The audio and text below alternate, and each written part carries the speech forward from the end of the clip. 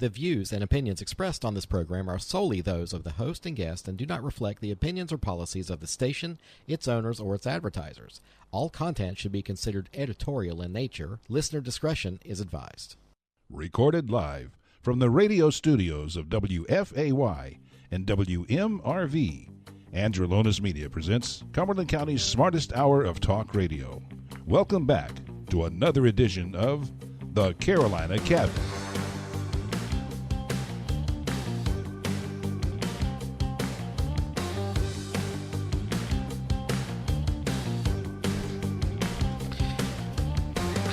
Well, everyone, good morning and welcome to the Carolina Cabinet. I'm Peter Pappas. I'll be your host this morning. We're proud to be the only homegrown conservative talk radio show in this region, and we know this is the smartest hour of radio. Our job is to give a voice to the conservatives of Fayetteville, Cumberland County, and beyond. If you're listening to us on WFAY 100.1 and The River, WMRV 106.5. This morning, I have the pleasure to welcome Pastor Joshua Goodman. Good morning, family. Good morning, sir. And we have a full cabinet. We have a full cabinet. We don't even have enough chairs in this place. But from the local nonprofit Dedicated Fathers, we welcome Treishon Wilson. Good morning, sir. Good morning, good morning. Along with your band Entourage. of banditos, Mr. Craig Banks, Mr. Dennis Qualls, and Ms. the very lovely Joyce Kenny. Good morning. Welcome. Good morning, and thank you for joining us. So as we dive into our show, we appreciate you tuning in and spending time with us this morning. Please take a moment to like, share, or follow us on Facebook, and look for us at thecarolinacabinet.com, and you can find links to our shows and how to listen on your favorite podcast broadcaster. With that, don't go far. We'll be right back.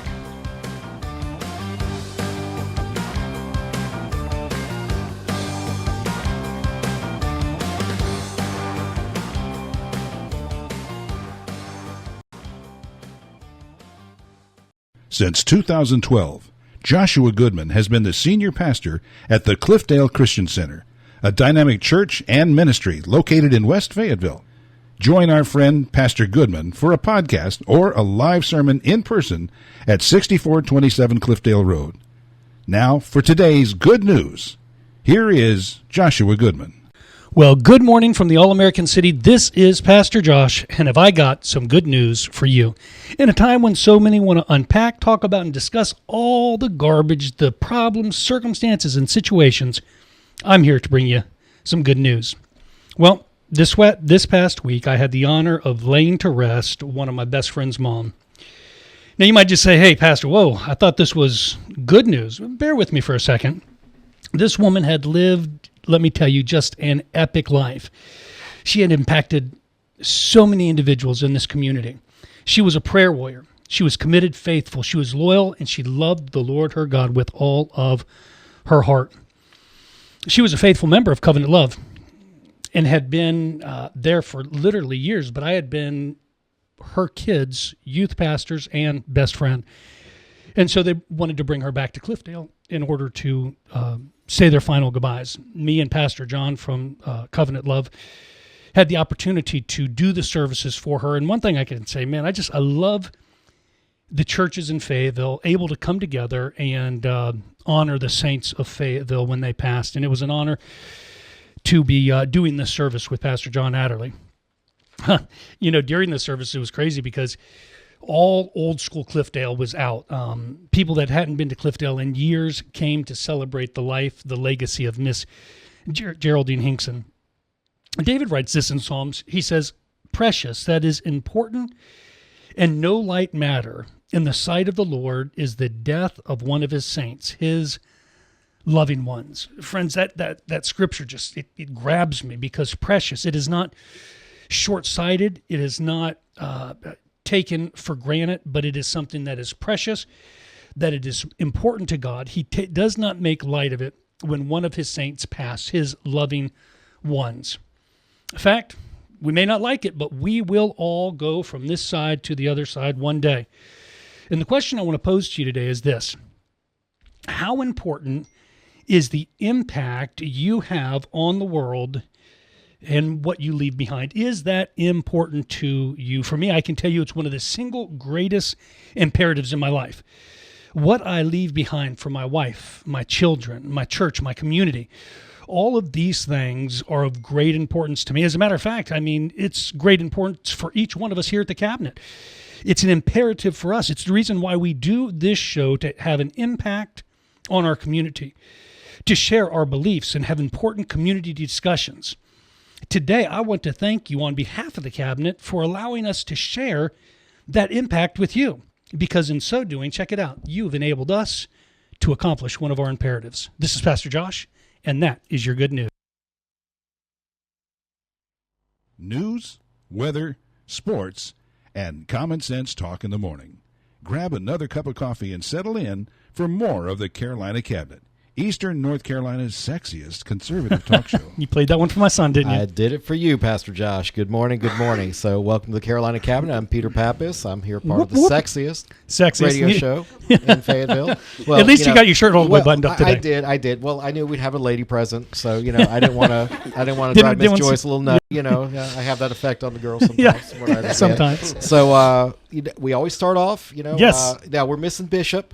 Yeah. Which I think we got a beef with Bishop Treishon because it was kind of his idea to bring you. Yep. Right. And here he is, he busy. Yeah, So, down in Charleston, whatever. We'll get to him later. But the usual thing we do here as a new guest of the cabinet, we go around the room and say, hey, what you been up to? So I'm going to dive in first. Go. Because I know I give the pastor the mic. And and I'm going to run with it. But in the last week, what we've been up to. So I made the paper. Again. I pissed a lot of people off last week. I was quoted in City View magazine.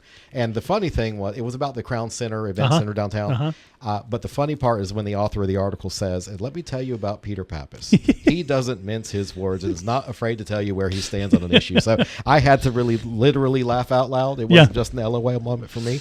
I did speak at the Chamber of Commerce. Yeah. Now, let me go back to you being in the paper. What did you say that made everybody so mad? So I'm on the Civic Center Commission for Cumberland County. Okay. And we're one of about a dozen people. Citizen commissioners, we're in charge of the Crown Complex operation. We meet once a month. We look at the books. We question the people that are running a $12 million facility. Okay. And one of the largest projects that this county has ever seen, to the tune of $150 million, was the Crown Event Center. It was proposed downtown, where they turned the courthouse parking lot upside down. Ruined all the lunch business for me downtown, because now these people that get to work early, they ain't leaving. No, because they get a good parking space. Yeah. So it's hard to sell some Baldinos down there, But anyway, so during the meeting, we have a point where it's open discussion for the good of the commission, and I went ahead and let my opinion be known that I wasn't happy with the decision to essentially kill the project. Yeah. One thing that I wasn't quoted on, and I wish he had, was that I felt the county commission had not made a compelling argument to just kill it. Yeah. I have voiced my concern to Chairman Debier and some other of the commissioners that I thought the the June 4th meeting was going to be, hey, this is what we found out, and next week we're going to vote on it. Yeah. I didn't know that some of the deadlines for the contracts to be canceled was June 6th. Gotcha. So they had this meeting on the 4th. I didn't know we were going in to hear maybe what's up, and then they're going to kill it the same night. I thought we had some time, some discussion. So I let that be known. There was another gentleman on the commission with me, an attorney, that he was also, as a longtime Fayetteville resident. Our take on it is, look, we're Fayetteville. We are a big city, but we still think we're little. Yeah. We deserve nice things. Yeah. Okay. Now there's some people, in our neighborhood, that's why we can't have nice things, because they want to be numbskulls. Yeah. But people want better jobs. They want better schools. They want this. They want that. Well, all of these things, an event center, regulated water, better schools, all of that feeds into a better quality of life for everybody. Okay. Yes. Who the hell wants to come here and place their company to work if we're graduating kids out of senior year that don't know how to read? Yep. Right. Okay. Yep. So where are these people going to go to work? If they work here, where are they going to send their kids? Renaissance. So background, Pastor Josh has Renaissance Classical Academy out there on Cliffdale Road. Yep. Good place to go. We'll talk about that later. But anyway, so that it's not just the loss of an event center that upsets me. It's the loss of the opportunity that I've grown up here my whole life. At the chamber, when I spoke last week as the chairman for government relations, I said, look, personal experience, when I-95 was chosen, what route they were going to take back in the 70s, because the Fayetteville and state delegation had pissed off DOT, they decided to route it outside of Fayetteville. Yeah. Okay? Wow. 301 is still paying that price. Yeah. Oh, yeah. Yeah. Imagine 20 years. And I went 30. on to say that our downtown is still paying the price of that, basically just not collaborating. Yeah. Yep. That's all it was. You piss some bureaucrat off, and the DOT is going to say, okay, Oh, we'll yeah. just go around it. Yep. Yep. Yeah. And we are still paying for that. Okay, so that was my big thing. I was in the city view a little bit, and then I spoke at the chamber, which, I'm still nervous doing stuff like that. Are you? It's like 150 people in that room, and it was like 7:30 in the morning. I'm like, oh, God. It gets easier, I promise. I you know what? I'm blessed they let me practice. Yeah, yeah. I still think it's crazy they make me the chairman of anything. Yeah. But, They let you talk to, to large crowds. I've already gotten in trouble some, at the chamber because, now Nat Robertson said you don't have to be politically correct, which is like giving. That's like giving dynamite to a 2-year-old. It really is. It was a bad idea for him to say that because I am not the one, so. But anyway. Apolitical. So one thing nice I did enjoy, I went to the Police Foundation luncheon on Tuesday. Yes. That's where a lot of the police were there. And the Police Foundation is there to help quality of life for our law enforcement officers in the city of Fayetteville. So a lot of their events are not for public consumption. It's kind of like they do the Thanksgiving dinners for the police that are working that day, or they do Christmas stuff for the cops that work that day. There's a lot of internal that they do, but it was very nice to see everybody come together. And one lady got an award for being a dedicated. She said, I was only going to do it for a year, and I think this is her 9th year on the board. Who was it? Do you know? Zaira? Oh, no. Last name was Dankins, I think. I don't think I know her. I got to do my homework better. Yeah. See, I wasn't prepared. I was left unsupervised and I wasn't ready. So, Josh, what you been up to this past week? Well, I did the funeral, which was really, like I said, for most pastors hate doing funerals. Right. I think for me, it's just it's such an honor to be the one that somebody would ask to, officiate, and so this happened to be my best friend growing up. We spoke about this last show. Yeah, this was close. Yeah, my best friend growing up, and yeah, it was good. It was powerful, and got to see. I mean, one of the good things about funerals is everybody comes together. So I've seen people that I haven't seen in 15, 20 and years. We still don't get the message. Yeah. Send flowers to the living. Go see people while we're here. Yeah, why do we wait now? until somebody exactly. passes and then, sad for him, Right. But Yep. unfortunately, but at least you did see people. That's Yep. good. And let's see what else. I put together a puzzle with my wife. Okay. A 1,000-piece puzzle. It took us 3 days, and it was great. Okay. I mean, it was like forced relaxation. And she didn't like fluff your pillow extra that night? No, it was. I mean, it was. Okay. Yeah, I survived and we made it. And attaboy. All right. So that was pretty much my week so far. Okay. All right. Well, I don't have many topics because I want to get to dedicated fathers here, but we do have some political housekeeping we have to do. That's what we call that here. So a lot going on. We do have a lot recent. Local news, mayoral race is heating up. We'll have Paul Williams here on next week. Okay. He's one of the last announced candidates so what far. is he? What is he? He's not. He's I don't running know. for mayor. Paul Williams. I mean, who is he? What does he do? He is a former city councilman back from the 90s. Gotcha. And I might have this wrong, but I think he had 6 children, and I think he's lost 2 to drugs or trafficking. Yeah. So he's got some story to tell. Kathy Jensen will join us in July. Okay. So I've been working on getting people in, and Yep. I'm working on some people in Hope Mills because we have a lot of pissed off people out there right now. Yeah. Their tax bill their tax rate came out. Yeah, they're not making friends right now. No, yeah. I mean, between the tax rate and their town commission trying to get 4-year terms, the same thing the Fayetteville did a couple years ago, and they're going to put it to referendum and find out nobody wants that. Yep. But I think the important thing about local boards is you could vote them the heck out. Yeah.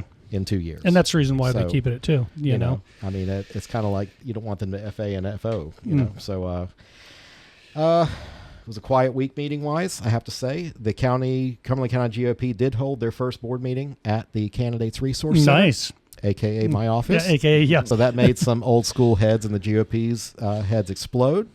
I wasn't around for the noise, though. I wish I had a camera on them. Did they actually show up? No, they did not. Yeah. They did not, and they may or may not have been aware that the meeting changed 30 minutes before the time. But that's not nothing to do with me at all. I that's just some professional level trolling right there. So I'll let them be. And if you're listening, we love you. come and see us. Yeah. So Cumberland County Commission did finalize their budget. So check this out. Yeah, I was reading about that all of our today. tax values went up, like on average, the whole city went up 64%. Yep. But if you have a house, your house went up 83%. Yep. The And business is 22. 27. Yeah, So ish. the reason that it's 64 is because businesses went up a lot less. Yeah. But so the valuation's up in the damn sky right now. Okay.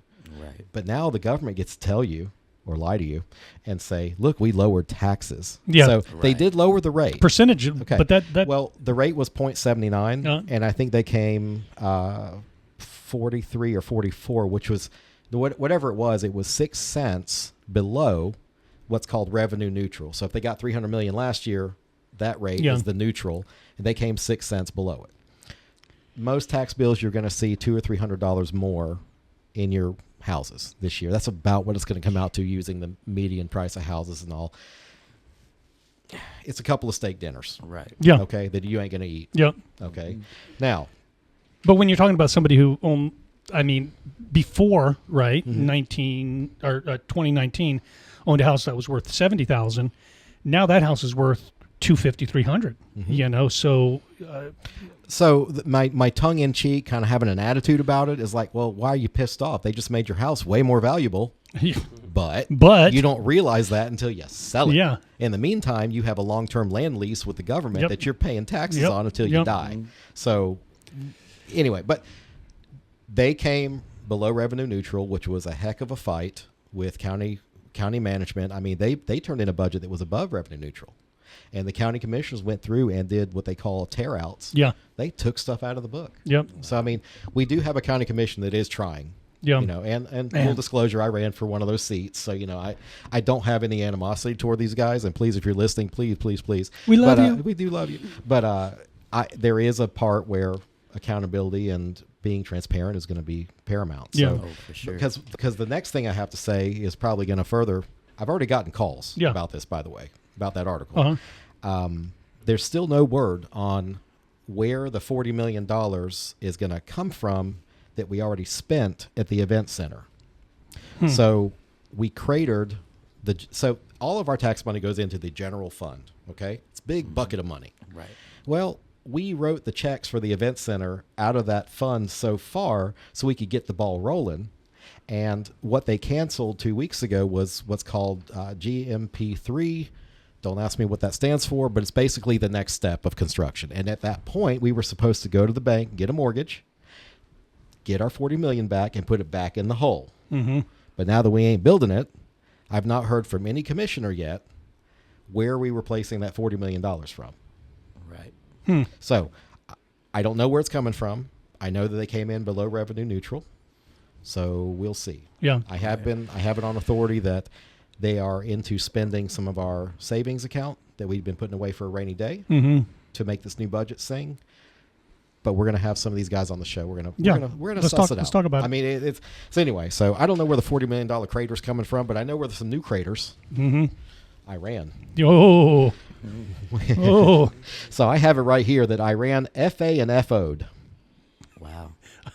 I'm gonna let y'all fill in the game. No, I don't want to. I'm the and- local minister, and- brother. and- I'm not filling in just F holes. FYI, you know, I'm not stupid. This is why I have a minister on here because I need the brakes sometimes put on me. You know, everybody knows that. But you know, we had that surprise attack on Iran. I don't think anybody in the country can argue that Iran is not a fair fighter. I think they've already been funding terrorism. I think that we are not going to meet them on a battlefield with tanks. No, yeah. My concern is cells inside the United States. Yeah, Another activating 9/11. a lot of little terrorist stuff going Yeah, around. I know. And that's what concerns me about it. But do you think, anybody that's got an idea of the history of how the Ayatollah came into play, and this is before y'all was born. I mean, what generation are y'all? I'm X. Me and Pastor Josh are X. So what are you? Millennial. Right. Millennials? What are you? Millennial. Yeah. Millennial too? We're all Okay. the same. Yep. Oh, Lord. Okay, a bunch of youngins around here. You ain't even had your first ear or nose hair, probably. That's how young you is. That's- So, you know, when I remember being a little kid and seeing the protests on TV. Me and too. I thought they were just saying, go, go, go. I didn't know what they were chanting. No. So I'm like going around the house, go, go. You know, my mom's like, that's not what they're saying. But, you know, the Ayatollah took over and the Iranians were a very modern culture in the 1970s. I mean, the women were gorgeous. They were wearing American style clothes. They were very modern. And then all of a sudden the Ayatollah comes in and this iron curtain of Islamic fundamentalism took over. Did you call them kind of crazy? Yeah. Okay. So Jim, my resident Muslim over here, he says they were a little crazy. So he's even for a Muslim, right, even for a Muslim, yeah, he's like, yeah, a little crazy. But do you think that so I'll just keep this between me and you, since these youngins ain't know nothing about it. Do you think the ethnic Persians have what it takes to take over their country again, to get back to that conservative yet modern? Yeah, I don't know that they do without help. I don't necessarily want to be the nation that helps them. No. We've because done that. We got the T-shirt. Dirty bombs, and we've been fighting other people's wars over there for 30 years minimum.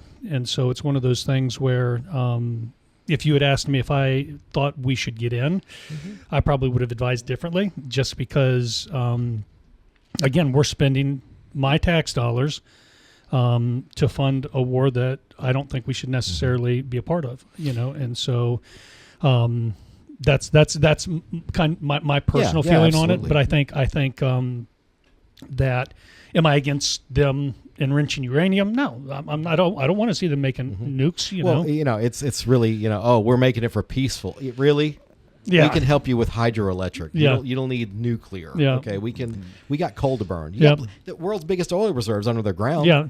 Right. And Russia coming out saying, "Hey, well, if you don't let them make the nukes, then other countries, will sell them to them." Well, I was asking Jim, because I'm just going to treat him as my subject matter expert with everything. Yeah, that's it. Yeah, but I was talking about the Fatah 2 missile that they've been lobbing over at Israel. Which, first of all, there's a whole country that separates Iran from Israel. Yeah. There's Iraq in the middle of it. It's not like they're going to get it. It's like us lobbing missiles over at Panama. Yeah. Just going over Mexico. Yep. But these things go into the atmosphere and come back at like 10,000 miles an hour. Wow. The reentry part. I mean, who the hell gave that to them? Yeah. Right. And then Israel has their Golden Dome, whatever it is. Iron Dome. And Patriot missiles back from the Gulf War and all. So we've given them all. But see, those Fatah 2 missiles have these erratic patterns. So normally a missile goes up and it's a big circle. Yeah. Not these. Arch. They come down and they zig and zag. They swing, catch me if you can. Like a butterfly, whatever. And so it's harder to get. Yeah. But anyway, I was not a big fan of watching the president speak the other night, although, DJT, is my guy. But I wasn't like, rah, rah, get him. Because I know that's where, unfortunately, our men and women in uniform may be going to die next. Yeah, and that's I'm like, we've spent too much there already. And I guess it's just because we got gray in our beard that I'm looking at it like that. Yeah. Now, I mean, look, shock and awe back in the 2000s when we went into Iraq. Dude. I was like, get them, those Moab bombs, dude. Yeah. Mother of all bombs. Mother of all bombs. Yeah. We'll show you some shock and awe, Saddam. We'll get you out of a spider hole. So, all right. So let's change gears. I'm tired of talking about politics. I want to talk about dedicated fathers. And I promise to keep dedicated fathers away from the political discourse in here. But this concludes our political portion of the show. I'm ready to move. Okay. So, I like the sound of dedicated fathers. That makes me happy. So, Treishon, you're the ringleader, obviously. So, tell us about how long ago you started and how you got started. Okay, so Dedicated Fathers started roughly 2021. The idea came from myself and my friend Craig right here. And so I met my dad when I was 14 years old. Okay. He passed away when I was 17. Wow. So I really didn't get to have a relationship with him like I wanted. And so I started to have my own kids. So when I have my own kids, and I'm married now with my wife, I have 4 kids. I just had twins about 3 months ago. Nice. Congratulations. That's awesome. Girl, yeah, love it. So I see the impact that I have on the lives of my own kids. And so it started making me think about the impact my dad could have had on me had it been a part of my life the entire time. Yeah. And so that's kind of where the idea came from, to be that person that I needed when I was younger for other people. And let me just stop you for a sec. 2021. Dude. Worst time to start anything. Yeah. That's the height of the pandemic. I was doing stinking church services out in the church parking lot, and you're starting, nonprofits to dude, that's awesome. Congrats. Like I said, mad props, because doing anything like that is huge in 2021. And I was an essential worker. I worked for FedEx at the time. Oh, wow. So I was out and about. Yes, yeah. Every day. Yeah, we couldn't go anywhere, but we could make him go deliver stuff. Yeah. Right. Yeah. Nice. So, Okay. so pretty much, we came up with the idea to, me and Craig came up with the idea to take our kids and invite other fathers out to pretty much fellowship and learn about different different issues that we face in our own households. So I was talking to my brother about it. He was like, "Well, no one's going to give you money to take care of your own kids." I said, "Good point." So that's why we switched gears into doing a mentor program. Yeah. So then we partnered with this church, Highland Church, with a guy named Jim, and his organization was called Power Forward. Okay. So that's where we met the kids from. We started dealing with those kids, and Jim eventually stepped down, and we took over the program. Okay. And we officially took over about 2 years ago, Craig? So about 2 years ago, we took over the program, and we've been taking off since then. Now, do you do it at Highland? No, now we do it at Snyder. Okay. On Bragg Boulevard. Yep.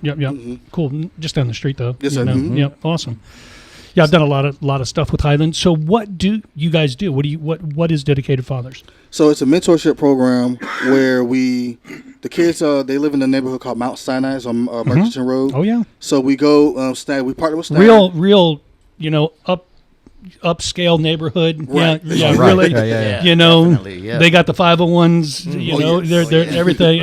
Yeah. So we partner with Snyder. They allow us to use their buses. Yeah. So we go to their bus. We take the bus to the neighborhood. We pick the kids up. We take them back to the church. We feed them.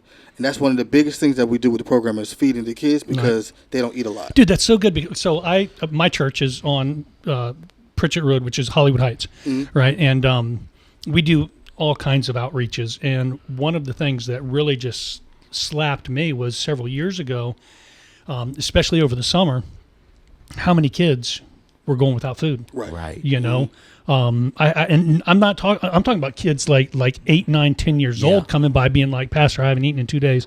Can you do anything? So that is, again, we on the outside, we don't oftentimes don't see that. We don't see that need. Right. But and I'm not talking about this happening in Africa. I'm not talking about it happening in Haiti. I'm talking happening Right here in Fayetteville. Right.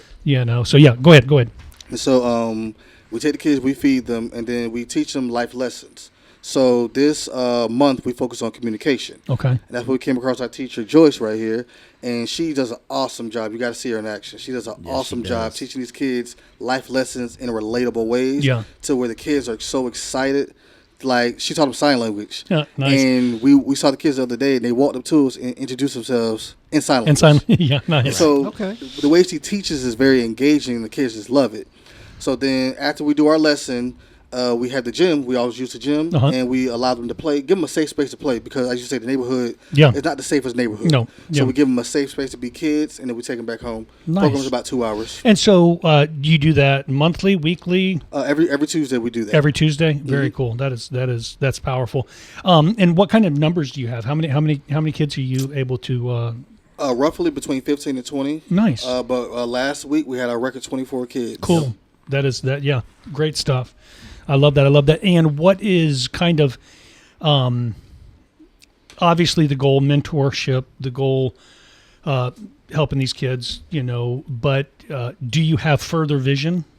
So I would like to get into the schools. Okay. I want to get into the schools to where I'm in the schools every day and I'm there firsthand with the kids. Yeah. So when the kids are, let's say they get into trouble, call me. Don't call the principal. Yeah. Call me. Let me step in. Let me go sit in the classroom with the kids.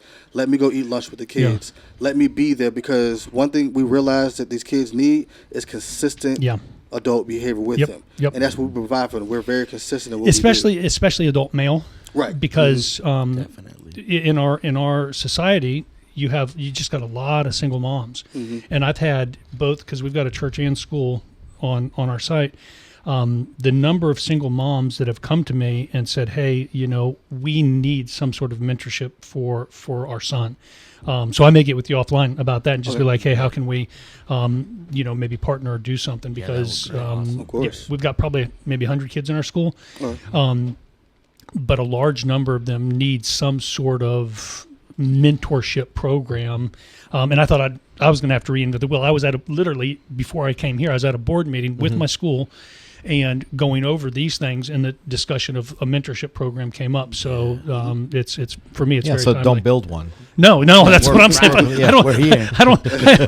I got enough work to do. Trust me, I'm good. Okay. So, Treishon, so I want to hear from your other banditos here. So I know how. Okay, so you started it.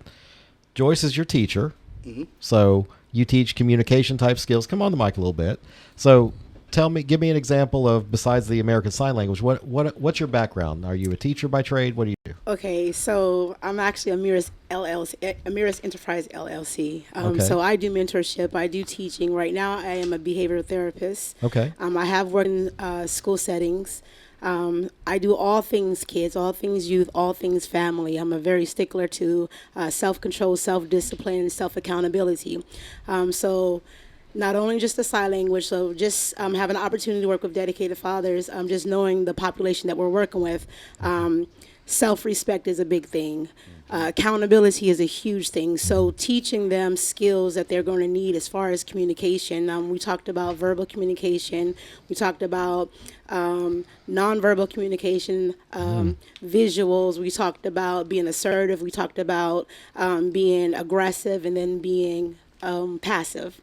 Okay. And then we were also able to, which Trey failed to mention, they also once a month when they take their youth out, they take them to church. Mm-hmm. So we were able this week or last week to, yesterday's Monday, to bring them to my husband's a pastor of Prophetic Outcry Ministry. So we brought them to church and had pretty much a youth service. And so I implemented what we were teaching during the week to Sunday morning, which I just brought communication, which is funny. You're going to love this. Genesis, God, Adam and Eve, and Satan. So God was very assertive of what he said. Oh, yeah. Eve and Adam was very passive. Yep. And then Satan was aggressive. So the children were able to understand that. So we was bringing everything together. Okay. So I try to make everything practical, practical and applicable for them to pay attention to what they're saying or what they're learning and stuff. How old are these children? What's the age range that you're trying to work with, Trey and Joyce? Between 6 to 18. Oh, okay. So maybe some siblings in there, maybe? Oh, yeah. Definitely sibling rival and all that. Sibling rivalry? Yes. Okay, yeah. Teaching them how to cope and beat each other up off camera. Yeah. Correct. Yeah. This is how you do it, not leave a mark. So, I mean, for anybody that's had little brothers, come on. Yeah, I beat up my little sisters too. Yeah, right. So I did. Well, they probably gave as good as they I was allowed to, Yeah. but nobody else could. I would go to just town. you. Yeah, and right. Okay. My youngest sister, man, she put me in the doghouse a couple of times. I'm like, I don't want to fight that guy. What are you doing to me? I just blame my little brother for a lot of stuff he got in Yeah. trouble for. So allegedly. So okay, so 8 to 18. Wow. 16. 8 to 16. Yep. Okay. 6 to 16. 6 to 6 to 16. 18. That's still that's a heck of a range. Yeah. Yeah. So, okay. And how long you been for? 4 years? 21, yep. Yeah. Okay. All right. So, I'm a numbers guy. We're going to get back to you on that for a minute. So, Greg? Yes, sir. How you doing? All right. So, what do you feel is your role here with Dedicated Fathers? How do you fit into all this? Well, I've been working at Snyder Memorial Baptist Church since 2009. Okay. And Wow. I left for 3 years. I became an electrician. I left for 3 years. And then one day they asked me, can I come back and start doing maintenance and electrical work? And when I came back, found out that they were doing, they sponsored the neighborhood where they were already working with Mount Sinai. Mm-hmm. So once they found out about me with my program, I was like, we need to work together. Yeah. And since then, they blessed me with the vehicle, the building. They fund us a little bit so that way we at least can feed the kids. The biggest thing with me is just making sure that the kids have a safe place, someone to speak to, just to feel comfortable to speak to them. Making sure that God is in their lives, and just to make sure that they know how to communicate and work together. You know my girl Lynn Rice? No, she works in the missions department over there. No, Lynn. Yes, Lynn, yes, yeah. Lynn Rice. Yes. That's my girl. Yeah, we know Lynn. I took Lynn on her very first missions trip to Haiti a long time ago. Look at A that. long time Look at ago. God right there. Well, now you grew up on those fields. Yeah, in I Haiti. did. So And- was that after you left and came back? or- I had moved back. Lynn started attending the church. I was probably 18 years old, so that would put it 32 years ago. And her husband, I think he might have just been a lieutenant at that time, said, and I led my very first team by myself. Okay. At 17, 18 years old, like 20 people from Fayetteville to Haiti, and it was. And Lynn was part of that team. Yep. And the thing is that with her, I mean, we've been all over the world together. Been to India together and just done some pretty cool stuff. So yeah, she's my girl. Awesome. Yeah. Small world it is. Yeah, it is. It really is. So Craig, you mentioned they give me a band. They do this. Who's they? Who were you referring The church. to? The Church of Snyder? Snyder, Okay. They blessed me with a vehicle to get them around. Okay. A building. So we've been able to. It's been great to be able to bring them to church. Right. Making sure that we got God in their lives. That's one of the most important things. Yeah, to see them turn on, to activate. Yes. They see something. That's awesome. Okay. And you could tell the kids, they grew up in a rough area, but they have great hearts. Yeah. They just need guidance. Right. And I can tell since we stepped in, the love that my team then grew with the kids, and we can tell the kids, they love us also. And that's the biggest thing. My daughter's in the program also, so it's great that my daughter's seeing me being able to be a father figure to other kids also. So she's watching me do things for other people, because I want her to grow up to be able to do great things for other people as well. Yeah. How old's your daughter now? She's 8. Okay. Does she get a little jealous? She spends some time with the other kids a little bit? She wants to be a little enjoys daddy's it. girl a little bit? Okay. Treishon, my buddy right here, his daughter's the same age. We became Okay. dads at the same time. Oh, good. So they good. They can go Yeah. off together. They ain't worried about y'all. Okay. Yep, I got they're you. good. I got you. They're side by side with us now. Okay. All right. Well, thank you for what you do. Their circumstances don't have to determine their futures. Yeah. Nope. Exactly. And I like that y'all are picking them up and doing your thing. So, Dennis. The man on the side. Full disclosure, he's kind of related to me. Kind of. A little bit. I consider him a nephew. Yep. So he's a second cousin technically, but he's my first cousin's kid. Okay. So how did you get involved with Dedicated Fathers? Well, really, I was blessed to go to school with these two great men, and They still allow you to associate. they let me after Hey, you guys are everything. tough. They You guys still are- let me be here. That's brave, y'all. That's brave. But I help out a lot, and I'm really it hits me personally because I lost my sister going on almost 3 years, and she had an 8-year-old son, and me and my mom and the dad, we all help out together trying to make his life the best we can. So I'm really there, stepped up a lot. For a little while I was gone, but then I came to and was like, my nephew really needs me. So I made a whole complete U-turn. I'm like, I'm not getting in trouble no more. I'm about to do right. And it started with my nephew, and I started taking them with the Dedicated Fathers to the zoo and do all kinds of things. Nice. And then we started the mentor program, and I was like, it's great for the kids to see this. So I started bringing Alex along, and really, I'm a cook. That's what I do in my life. My grandpa taught me, like you said, family. That's all we do is restaurants. And we are our own clients. You can tell. Yes, we yeah, like yeah, to yeah. eat too. Me and Dennis. So, Right, exactly. I learned a lot from Pete. He was always in the restaurants I was in. My grandfather's on George's on Yakin Road, Lindy's, all the restaurants I cooked at. He always ate at. Oh, So yeah. he knows me really well. Treishon knows. So, but you didn't. I spit some game at him. When I first talked to you, I said, "You make that boy show up with non-holy pants." I told him, yeah. So you guys didn't learn from Tony Montana. Yeah, no, not at all. But all right. So how old's Alex now? Alex, he's 8 now. Nice. And, He's the same age as their kids. and how long is his hair? Did you let it keep growing? No, it's cut. He cut it? He cut it, Oh, but he man. wants to grow it back out actually Man, himself. Talk about a little Spartan. Yeah. Oh, yes. He was all So Oh yeah, he's still great personality. Very He's bright bubbly. kid, yeah. I mean, he's strong for me. He's tough. Yeah. To be able to lose your mom and do that, I'm like, I still have my mom, so it's like, wow, man, you're tough. God's got hands on him. Yeah. I see it. I don't know if he's a little too old, but I think sometimes the younger they are, it's more of a mom's just a it's not really a. What am I trying to say? my mom. You know, Yeah. There's not as much connection as like if you losing your mom at 20 or 30. Exactly. You I know, can say, not that it minimizes losing your sister. I'm just saying. But you know, spend he you had spend less you, time. He had Mhm. your mom. He had Right. Mike and everybody. So He's got a great support system. yeah, he Yeah. does. Yeah. And lots of good Greek cooking. Yeah. Right. Yes, he Come on. does. That's Yeah. for sure. And that's what these kids get to get. They get a lot of Greek Yeah. cooking and homemade meals. I do it every week for them.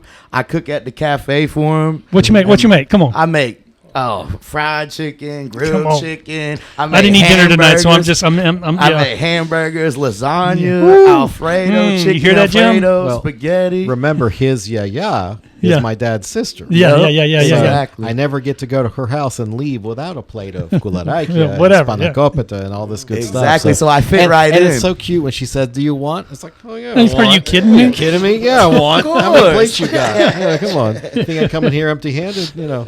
I could have mailed you this check. I don't- You're right. Exactly. I have a reason behind it. Okay, so I understand how you're involved now, Dennis, and Craig. I see how your involvement has. So you kind of were working with this population before, and then you kind of left and came back, and then you reconnected with and ended up with. Is that Perfect time. fair to say? Okay, all right. And then you're over here just creating nonprofits, and then you're over here, pastor's wife, just trying to teach some kids something.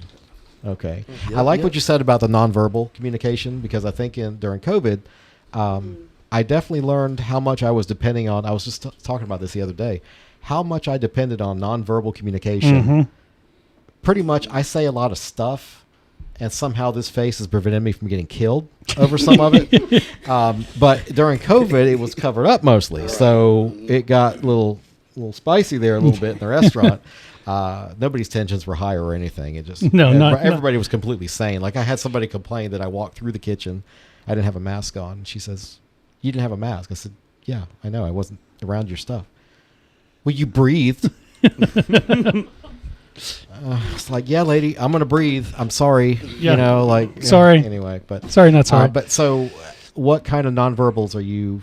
What would be some of the things that point out or jump out at you as a nonverbal you're trying to teach them So body that they're language. communicating? Okay. A lot the body language, eye contact. Body language, eye contact, just gestures. So as far as I did a demonstration with them, we role played a lot, but just showing how your body speaks volumes Exactly. without Yes. anything, Yeah. or you can say certain things with your mouth, but your body language can say something completely Opposite, different. So yeah. you want to make sure that those match. So what you're trying to say. So one of the things we used was like I use animals. So like I said, I think they said like a snake for aggressive, turtle for being passive, and a fox. Okay.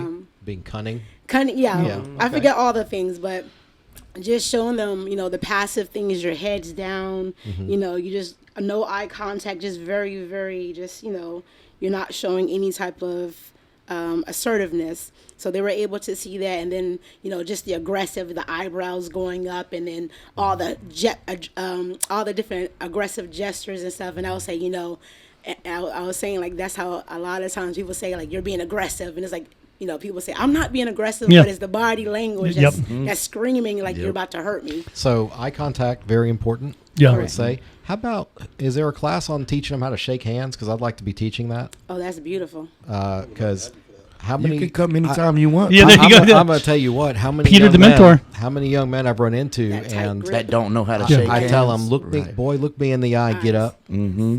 You don't shake a man's hand sitting down. Exactly. Yeah. And even for females, should be a nice firm grip. Yes.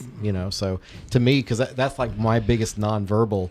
When I meet somebody and they have a limp-wristed handshake, I'm like, I'm going to dominate this That's dude. I can That's see. what I agree. Whatever Yeah. business deal we're about to do, Yeah. he's mine. Yeah. That's I'm it. the alpha here. Yeah. So it's very important to set that tone Yes. in my world, Mm-hmm. having business and stuff like that.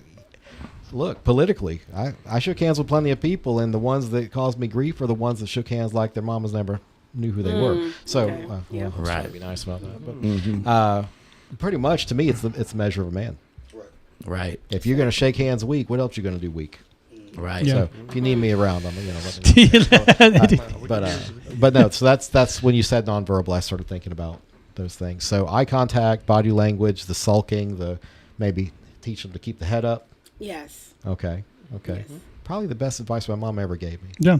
Put your shoulders back, boy. Put your shoulder back, Yeah. head up. Head up. Yeah, Right. for sure. So, what got you involved with just your background? I mean, you have so much education experience with teaching. How did you get involved with all that? Okay, yeah. Oh, That God. was definitely- God. Go ahead. Okay. Go ahead, Trey. It was God. Yes. Okay. So we know a guy named Quentin. He is actually the manager of SoRep. No, he's just one of the. We went to high school. He's with just a him. guy. Yeah, he's a guy. The guy with the thing and the stuff. Exactly. Right. Yeah, yeah. Exactly. So we went to high school with him. Okay. And I think he heard about what we were doing, and so he sent out a few people from the business to come out and see what we were doing. And so she heard about it, and we were literally unloaded from the bus, and she was walking up, and I thought she was a volunteer. And I was like, "Hey, you come to volunteer?" She said, "No, I came to bring a kid." I'm like, "Oh." Oh, you were there to drop a kid off? Okay, so What happened was, come on. so what had happened was, I am a behavioral therapist. Okay. So I work for a company. Okay. So I was making referrals for one of my little kiddos. Okay. Who desperately needs male mentorship. Okay. So I remember inside of the office somebody mentioning dedicated fathers, and I believe I had called one of these men at some point, maybe a couple of months ago, and I remember them saying on Tuesdays they meet. It was you. I think it was you, Trey. Boy, nobody wants credit over there at all. Yeah. Trey's off camera pointing at himself like me. It was Okay. It was So me. I remembered somebody saying Tuesdays is when they meet at Snyder. So I was at downtown library just doing some notes or whatnot, and I was like, let me go to Snyder because it was almost about 6. So I went there, and that's when I saw Trey and Dennis. And so he was like, well, he just said, "Hey, are you here to volunteer?" I was like, no. I was coming to get an application for one of my kids. I was like, well, do you need me to volunteer? And he was like, yeah, we need a teacher. And I was like, well, bet. That's what I do inside. That's my natural That's mine, yeah, God-given. yeah. Okay. That's it, That's right? it. So came along, and it's Okay. I love it. So that gets me to you and dedicated fathers. But how did you get into the behavioral health? Like, what was your path to going to school? That kind of stuff. Where'd you go to school? Like, where Okay, you so I think this is just literally get ready, my- Craig. We're coming to you next. Okay, So- I think this is, I don't know. I know for a fact we have callings in life. I'm the youngest of 4 children, so the whole thing that you guys used to do to your siblings, shame Yes. on you. Shame on you, because I was that younger sibling. Look, and I would make my sister. I'd like put her arm behind her back. I'd be like, "No, you got to promise you ain't gonna tell." But see, Oh, this is God. I'm gonna hold this on this you. is how we got to you here. Yeah. See, if you weren't beat in like a gang, No, it wasn't beat in. It was then more like trying to play hide and go seek. So I hide inside of the Yeah. the dryer, and my sister turns it on. Oh no, that's a good one. Yeah. Yeah, there you I'm gonna go. hit the applause on that one. Whoever Yeah. that was your sister. That was my sister. We're like Boy. 15 minutes apart, so I told Mom man. she might have some issues because they forced her to grow up before I got home, before I came in the family. Is she married by any chance? Oh, They're like half divorced. Yeah. okay. As long as she's off the streets, because I don't want to run into her on a dating app or something. She's gonna lock me into Yeah. something. Okay. But So I've always had I think what happened was I'm an 82 baby. Okay. I think my kindergarten teacher had the most effect on me. I loved her. I was still trying to find her. I don't know if she's even around. But I always knew that teaching was a thing. So when I got older, I started working in daycare. I love any group of teenagers, any youth. I can work with that. Just natural. I wanted to have 10 children myself, but I only suffered for 2. Settled for 2. Okay. So I worked in childcare. I worked inside of schools. I worked at a Christian school before. I worked at a charter school. And then, of course, at church, I was like the youth, working with the youth and different things like that. But I'm all things kids. So I can go in any setting and just work with kids. And that's just my niche right there. Yeah, that's good. Yeah, so I went to school. Well, let me get to that. So I did my bachelor's at the Historical Shaw University, which is HBCU. Sorry. I had my undergrad in social work, and then I did my master's in general counseling through Capella University. Okay. And yeah, Is there any clinical work with the masters that you did? For the I'm program not that I questioning did, the veracity. right. I'm just saying, was Yeah. there clinical stuff? For my particular track, because at the time I was doing my master's, my children were 4 and 2 years old, and God bless my husband. He was working. He still works at Goodyear. Okay. So I didn't want to go up to Minnesota Right. with You'd a have to go 4-year-old and 2-year. someplace. Yeah, Right. yeah. So I chose, which was a bad path for me, but it ended up working out for my good. Yeah. To just take the non-clinical track. But I compensate because I'm always educating myself with Yeah. different things. And then plus, as a behavioral therapist right now, a lot of that clinical terminology and just interventions and stuff like that, I'm already gaining that knowledge. Well, you get to a be first-hand effective. view of Yeah. what they mistake, and then you get to not do it. That's Yeah. pretty Yeah. good Yeah. idea. So I just like that's fascinating that you not only remember your teacher, but also Yeah, that Miss kind of set, Pitchford, yeah. broke or set the mold for you to pursue teaching. This Yeah, is something that's I good. like because you had a very good. But I memory. realize I don't like the teaching as far as the curriculum. I'm a very free-spirited individual, so I like to come up with my own effective things that stick. Yeah. So, yeah. Those are the best teachers. Yep. Yeah. It's just the way it is. Okay. Yep. You All know? right. We'll Yeah. keep doing it. I like hearing the story. So, Mr. Craig, Yes, sir. Mr. Banks. So, Money baby. Where are you from? I'm from Philadelphia. Okay. By way of Originally- Fayetteville, let me guess. Army brat? No, believe it or not, How'd you end up I here? moved here back when I was 13. Okay. My uncle is the only male in the family. Bunch of females, so everybody just counted on my uncle to fix everything. So when he moved down there here, you go. Yeah. we all Mr. everybody Fix-It. coming. Everybody Okay. coming. All right. Yeah. And that now I'm Mr. Fix-It now Okay. in the family. So I moved here when I was 13.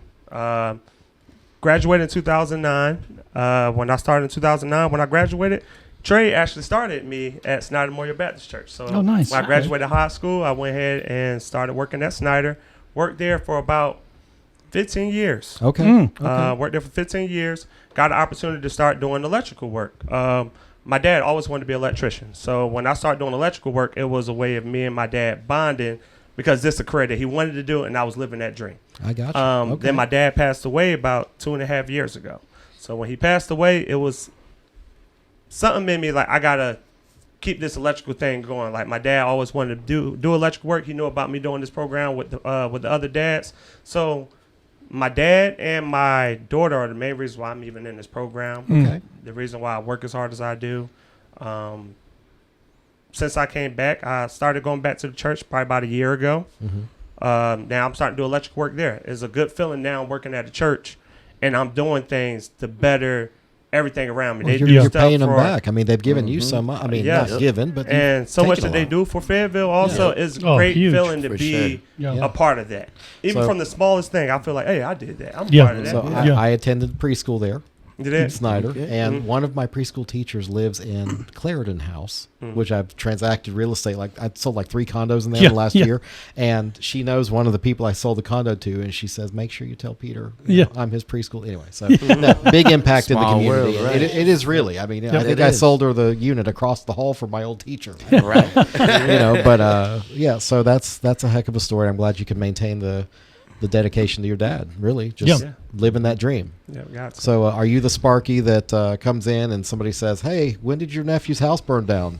Oh, no. No, I- no. Well, how did you know he had a fire? Yeah. You know what I'm A lot talking of about? those. Yeah, those TikToks on those. Yeah, so you're not that guy. And no, Okay. one thing about me I can say in my type of work, I take pride in making sure things look good. I always had OCD. I like things to look Like good. the wires all. Yeah. bent And when certain I do way, my yeah. work, I Okay. sit back and I can tell my dad over my shoulder, like he used to say all the time, like, it looks good, but there's always room for improvement. Yep. So I Yep. want to make sure that everything I do, it looks good. Okay. Yeah. And I take a lot So, of pride in all the work that I do. How are you full time electrician, or are you just working at Oh. the church doing all their stuff? So I started my own business about a year and a half ago. Okay. And since I came back working at Snyder, I guess they love me enough that I can have free time to be able to work my Nice. own business Friday, Saturday, and Sunday. I got 3 days, and I'm doing my work at the church, and I'm just blessed that they don't Okay. say I need to give more time. So when I'm there, I just try to make sure I give 110% at the church. Well, it's So not that- like you wouldn't be at the church on Saturday if something broke. right. I mean, you're going to be right there. It's not Yep. like, yeah, okay, all right, well, good. That's a heck of a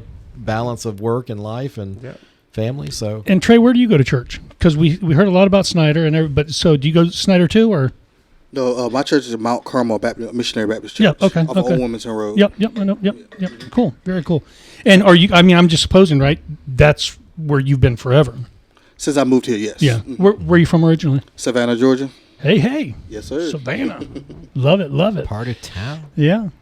No. I didn't get a chance to party because I moved when I was younger. So Yeah, that's good. Because you heard about River Street. Yeah, I've never been. Oh. I just Yeah. talking smack. I don't. Yeah. They don't let me out much, Trey. Come on. So, Mr. Qualls, Yes, we're going to go to you. So I know your story, but tell us about where you're from and how you grew up and how nobody strangled you as a child. Go right ahead. Like your uncle. So I'm from Fayetteville, born and raised. I was born here. My mom is full Greek, and my dad, he's just, like I always say, mutt. He's all kinds of different stuff. So that's what breed, makes me the mutt. as crazy as I am. Yeah. And Oh, you're going to blame them? well, Yeah, it's both okay. sides. It's in the I got genes. both sides. They're both. I got the crazy Greeks, and then I got the crazy. I don't know what to say. Yeah. But so I grew up. My like I said, my family had the restaurants all my life.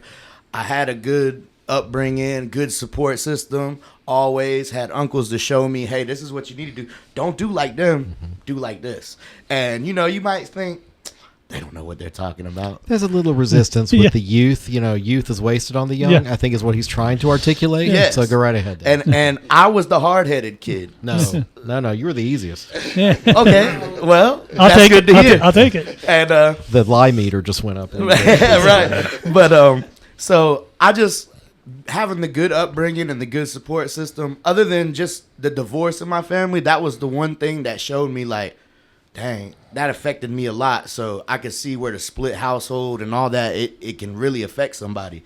So but outside of that, outside of the parents arguing, I had great grandparents, like amazing great parents. They pick me up, take me to work, get me out of the situation. That's what made me start working. It's just go there and have peace and work and make some money. I can go do whatever I want to do. I can have fun. So at what point, thinking about all that and now serving the population that you're trying to help, are you going to admit that you had it pretty damn good growing up? Oh yeah, I had it great. And even what you were going through, if you didn't have all that other support, do you think you could have ended up like some of the children trying to help? Yeah, definitely. Because if I didn't have that, I definitely could have ended up like that. Could have ended up like that even with everything I had. Right. But that was always instilled to say, no, don't do that. And it helped a lot. And like being able to show them that they can have that support system too is what I see right here. Mm-hmm. We can be them uncles and them to be like, hey, don't do that. Hey, let me pick you up and come take you over here to show you how to work and make some money. You don't have to be like your parents. Yeah. And that's where I love it. That's why I love doing what I do with them. Well, I love it. So obviously as a pastor, this is something that's very, very close to my heart. And I love to see, I'll say younger men than me, and women, and stepping up to the plate in this community to do what is so much at the heart of who I am. So great job. Like I said, I want to connect, talk, see how, we can work together. It's nice to see the kids actually, getting it together. And, Yeah. picking up the mantle and moving on because we got too much gray in our beards. Yeah, man. Yeah, I've started my fair share of mentor groups. I need some some young bloods come up and. So I want to go back to Trey for a little bit. So I warned you I'm a numbers guy. Mm-hmm. So let's talk turkey. All right. How are you raising money for what you're doing? Is this all out of your pocket right now? Like what can we here at the cabinet talk about or see about helping you with? Like what is there a fundraiser coming up? So I just threw a bunch at you. You should jump in. So like most businesses, it comes out of pocket at first. Mm-hmm. So we started off by with the shirts and just pretty much bringing awareness to what we were doing. So we came out of pocket and we bought a lot of shirts, and then they got our name out there. Mm-hmm. So eventually I came across my treasurer, and he said, stop doing that. So, right. Pretty much. Okay. Stop doing that. So then he started helping us learn how to raise money. Okay. So we met some other people who would take us to events. We had these people that they own some dojos. They donated money to us. We came across a guy named Ty Davis, amazing guy. His church loves us. They love the kids, and they donated money. We started getting all these donations, and then Snyder donates every month to us as well. Okay. So we try to do things like pop-up shops where we sell our merchandise, and lemonade. Lemonade was a big hit. All right. So we're just trying to do anything that it can to take to raise money, because that's the hardest part. Yeah. The hardest part is feeding the kids every week. Right. So. Right. So any work on? So I know that Bishop Minor introduced you and then abandoned you on the show. Has he talked to you about maybe applying for grants or grant writing, that kind of stuff? He did. Did he tell you how we met? No. We you can totally twist it your way. Just forget him. He's not here to defend himself, so you put it how you want. So pretty much, when Dedicated Fathers first started, I didn't know the direction that we wanted to go, but I just know I wanted to do good things for the community. So we just started to we raised money out of our own pockets, and we went to the place we used to work at. What was it called? Operation Inasmuch. Yes. Yep. And the lodge. Yep, the lodge. Yes. Okay. And we went over there. We did it twice, actually. And we fed the homeless over, the unhoused. Right. Right. So that's how we ended up meeting him. And we used his space. We bought all our food out there. We played basketball with the people that were there. We fed them. We fellowshiped with them. And just had a good time. So that's how we actually met him. And then we actually did a Christmas giveaway with him as well, off of Bright Boulevard. Okay, so that was the year before. So last year he used my place on Owen Drive to do the giveaway. And the year before we did the okay, and then on Bright you were down on Bright Boulevard. Yeah. Okay. All right. Well, you need to get him to work. Yes. Find you some money. Yeah, we do. That's what we've been looking for, is trying to get funding. Well, much like in politics, money is the mother's milk of politics. Yeah. Your nonprofit is going to be very nonprofit if you don't try to find people to help you. Yeah. Exactly. Pursue this mission. I think I've commented before that a lot of nonprofits, we have several hundred in Fayetteville. And I hate to quote a councilman, but he said it best, that a lot of these guys are playing JV ball as far as a nonprofit operationally goes, that we need to try to elevate you to playing major league ball. Yeah. Right. We need you to have a system of, think about the services you give. Have you ever heard of like ISO 9000, which is some factory term that's like their processes are reproducible over and over and over? That's what you need. You need some formality, and we pick the kids. We do this with the kids. We do so that not just you, but other volunteers could help you step in, and then your job becomes getting out there and trying to raise funds to continue that mission. Okay? Right. But that's where from the minor league to the pros, that's where worthwhile nonprofits I'd like to see elevate up, because there's a lot of nonprofits I wouldn't help, and I'm seeing some heads shaking over there. But you get it. There's a lot of people with a lot of good heart, but they have no idea how to balance a checkbook. Right. Yeah. And I'm hoping that maybe, I think Bishop does some of that too. Okay. Some of the planning and budgeting. He does. Yeah. He does. So, And also, can I throw in something? Yes, please. So we also have done like car washes and stuff to raise. So we've raised a lot of our own money, also not just giving it. I'll pay money for you to keep your shirt on, Dennis. You don't want to see me with no shirt. That's why I'm paying big for that. My voice. Okay. I'm the yeller to draw the cars, and they're gonna hear me from a mile away. So we do a lot. Whatever keeps you out of a bikini, we'll pay exactly. for that. So. But we're trying to get a bigger event so we can show the kids. There's more to Fayetteville than just what you see in your neighborhood. Well, so I don't think Pride was the right place for you, but there's other festivals that we have in Fayetteville that, you can put a booth there, I'm sure. Oh, yeah, for sure. So you can talk to me about that. I might know some people that can share some space with you, or, hooking up with some of the political type folks around here. Right. Might be good just for some visibility. So I have reached out to some councilmen and stuff, but I haven't had no luck. Let me reach out to Yeah. Yeah. Okay. we can always shame them if they don't. Yeah. No, this is supposed to be a friendly room. I think has it been friendly so far? Are we good? You don't feel like I put you on the spot? No, not yet. All right, we need it. But yeah, not yet. But wait, there's Good more. words. You knew it was coming. So yeah, well, no, there's no point to put good people on the spot. Right. Y'all have a good idea about what you're doing. You're trying to help in the community. Why am I going to rake you over the coals? Yep. Right. Okay. Am I going to want to know how you balance a checkbook? Oh yeah, especially if you want me to open my wallet. Right. Right. I just want to make sure that you're doing the right thing by the people you're helping.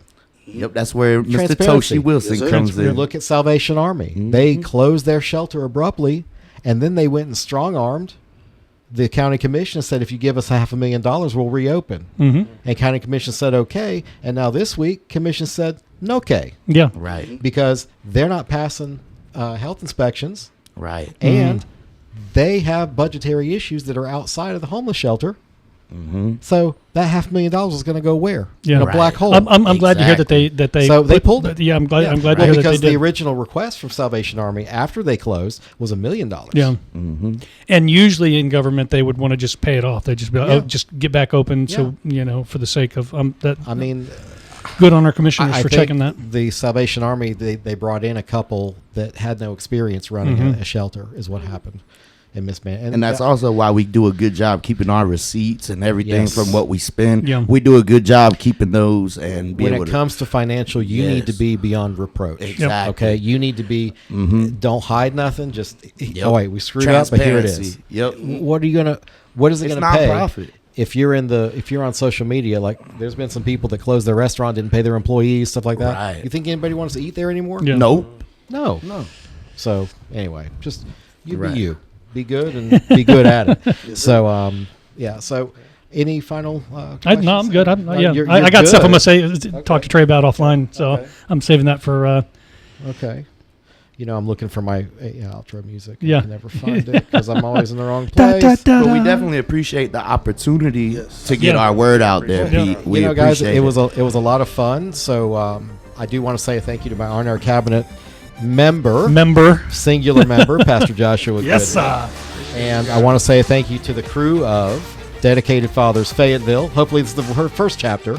Yeah. Yes. Yes. Okay. Yes. Ms. Joyce Kenny, thank you for being here. Treishon Wilson, Mr. Craig Banks, and Mr. Dennis Qualls. Look at you, all Yeah. growed up. Oh, good. So, to our audience, I hope you'll do us a favor and take time this week to visit one of our commercial sponsors and let them know you heard their message right here on the Carolina Cabinet. If you do somehow miss an episode of our top-rated show, rated. you can find us on your favorite podcast broadcaster, Apple, Spotify, are Google, everywhere. Audible. We're everywhere, guys. Come on. Everywhere. Look for us online at thecarolinacabinet.com. You can find all our videos and links. Thanks again for tuning in this morning. Until next time, we are The Carolina Cabinet.